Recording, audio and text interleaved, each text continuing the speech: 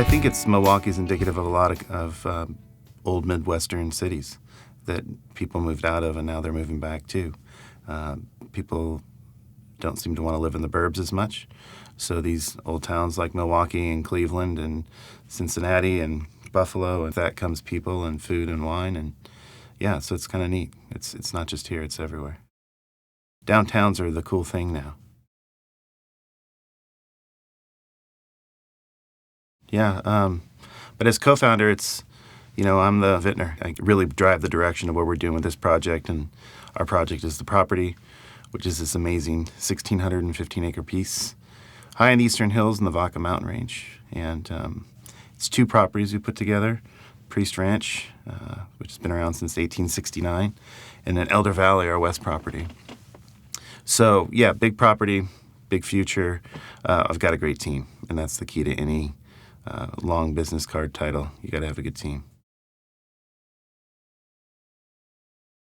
Yeah, it's our fun aromatic white wine. It's our sort of our point of differentiation, being one of the few in Napa that make one, and definitely the only one that's out in the marketplace nationally, selling a Grenache Blanc. I do love Rhones, as we talked about earlier, and it's a fun Rhone grape that's typically in a Chateauneuf white blend, but also it's made in Spain in abundance.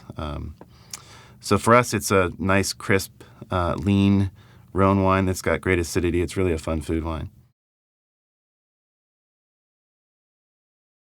I don't think a lot of people realize how much goes into the planning and development of a vineyard. We're literally in the process. This year we'll plant 65 acres. Of that,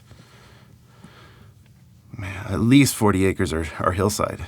And the permitting process, the planning, the engineering, the discussions, that you have 5 times again and again on row direction and row width. A lot goes into doing it when there's so much at stake, and it's a lot of money. It's millions of dollars to develop hillside vineyards. Oh yeah, you hire engineers with stamps that put their stamp on the plan, and they take it down to the county. And what we're doing is called Track 2, which means we've already got a vineyard there, and we're just replanting it. And it's the engineer's license on the line, which is why they design erosion control systems, erosion control plans, ECPs, to really preserve what's there and keep the dirt where the dirt is, instead of having big washouts. Or it was really interesting talking about what a raindrop does to soil, and why you need to, when you have bare soil, you need to cover it up. But it's the equivalent of taking a gun and shooting in the ground. When water hits raw dirt, it just explodes and tears apart the molecules of the dirt, and some dissolve and they get carried away.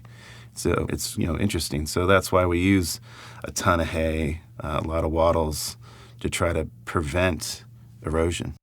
And that even doesn't have anything to do with growing great grapes. It has to do with preserving your property.